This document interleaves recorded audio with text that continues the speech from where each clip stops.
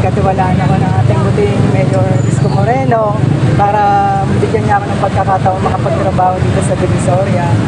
Yun lang, gusto ko lang din panatagin kung ano man yung naiwan dati ni Yorme, bibigyan ulit natin ng panibagong paglilinis ulit dito sa Divisoria.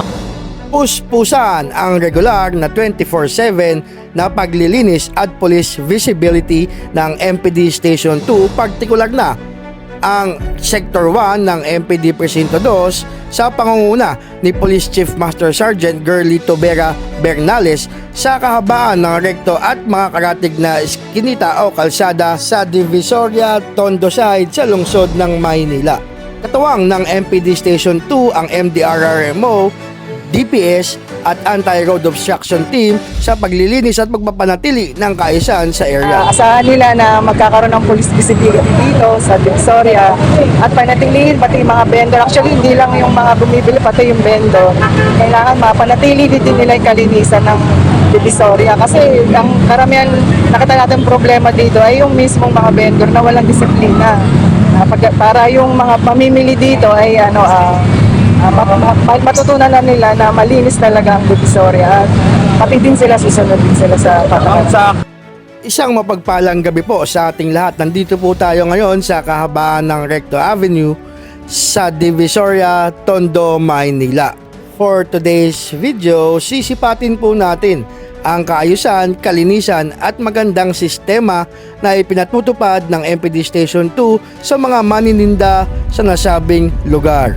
Maliban sa pagpapanatili ng kalinisan, ayon sa direktiba ni Manila Mayor Isko Moreno Domagoso, ay ang patuloy na pinalakas na presensya ng kapulisan o police visibility ng MPD Station 2 sa kanilang nasasakupan. Nahagip ng ating lente na ang mga e-trike at tricycle ay hanggang sa kanto na lamang ng rekto at dagupan upang hindi na magkaroon ng illegal terminal sa kahabaan ng Recto Avenue sa Tondo Side sa Divisoria. Umaga man o gabi ay napapanatiling malinis at maluwag ang daloy ng trapiko sa kahabaan ng Recto sa Divisoria. Sa kanto naman ng Juan Luna at Recto hanggang Asuncion ay dito makikita ang sikat na Divisoria Night Market kung saan dito ang bagsakan ng mga gulay mula sa iba't ibang mga probinsya. Nanumbalik ang maayos na sistema ng manininda sa nasabing area kung saan sa kaliwat kanan ay malinis ang pagkalatag ng mga vendors na maayos na binabantayan ng mga kapulisan ng MPD Station 2 katuwang ang Anti-Road Obstruction Team sa pangunguna ni Tata Jerry Tobera. Kahit sa ang anggulo ay makikita ang disiplina at maayos na pagpapatupad ng sistema sa kahabaan ng Recto Divisoria.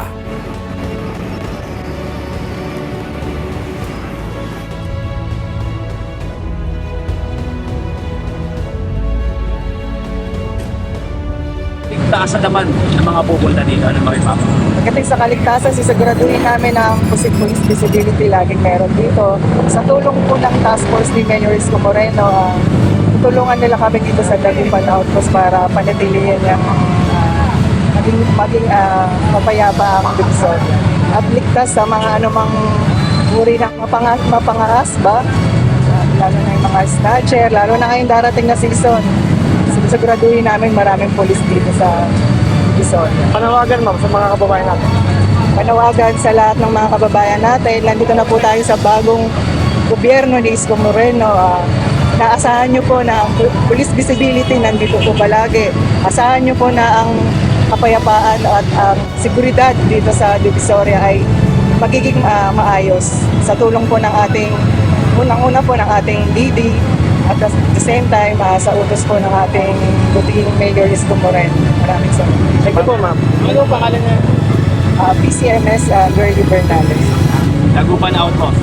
Maraming salamat po.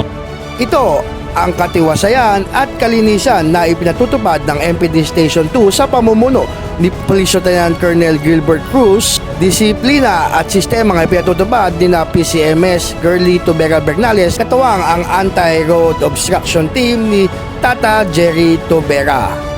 Maraming salamat po sa pagsubaybay. Always keep safe and God bless. Maraming salamat po. Tulungan niyo po kami tagumpay para po sa inyo ito.